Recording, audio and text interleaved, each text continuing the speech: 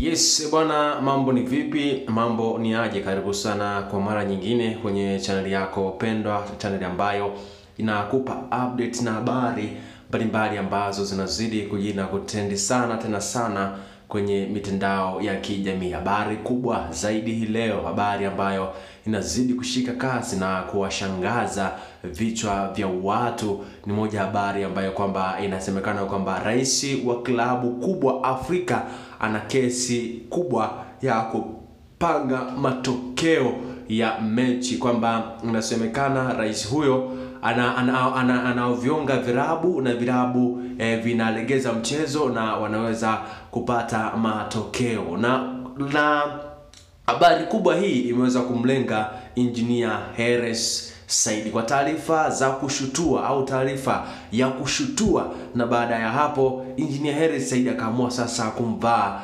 rais wa TFF, rais wa Tanzania Football Federation ambaye anaitwa Wallace Karia. Moja simu kubwa ambayo wameweza kufokeana kweli kwa nini awe yeye, kwa nini kila muda, kwa nini kila siku anashtumiwa yeye. Moja taarifa kubwa ambayo imeweza kuwashtua watu kweli. Taarifa inasema kwamba taarifa ya kushutua ambayo imechapishwa na mwandishi Miki Jayala kutoka Ghana muda mchache uliopita ni kuwa kuna kiongozi mkubwa na rais wa klabu amekutwa na mashtaka ya kupanga matokeo. Hii ni baada ya kuwepo taarifa kuwa anawalipa wachezaji wa timu pinzani kucheza chini ya kiwango dhidi ya timu yake.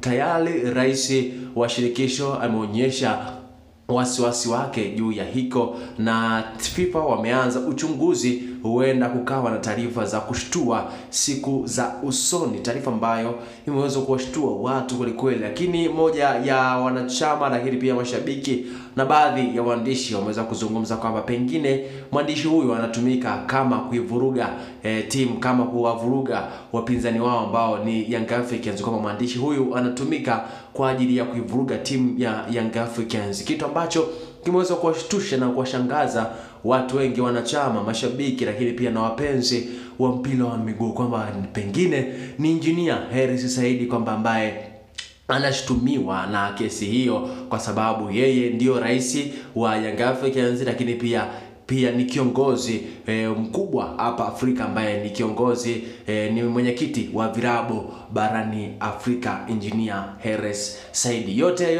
haya kwamba yanatumika kwa ajili ya kuivuruga timu ya Young Africans ili iweze kupoteza mwelekeo katika msimu wa 2024-2025, kitu ambacho kimewashangaza watu wengi kweli. Engineer Hersi Said hajakaa kimya kweli kwa hili, ameweza kuwavaa viongozi wa TFF, lakini pia Wallace Karia juu ya hichi kitu ambacho kimeweza kutokea. Kwa nini ni yeye kila siku anashutumiwa yeye? Kwa nini kila kitu ni yeye? Lakini pia kwa nini kila siku ni uongozi wa Young Africans au management ya Young Africans? Wametoka kwa Ali Kamwe, wamekuja kwake, lakini pia kwa mashabiki, baadhi ya mashabiki wanazidi kuwapunguza mwendo, kuwapunguza kasi kutokana na kasi yao kwenye timu ya Young Africans. Of course Young Africans katika msimu huu ni moja ya timu ambayo inaonekana kuwa na changamoto kubwa kweli kwa baadhi ya viongozi wa ligi kuu soka Tanzania bara. Ni jambo la kusubiri na kuona kipi ambacho kitafuata, lakini nasemekana kwamba pengine mwandishi huyu anatumika kuivuruga timu ya Young Africans. Endelea kuwa karibu na BIA TV, lakini pia nikusiao ni gombe, usipite usikose bila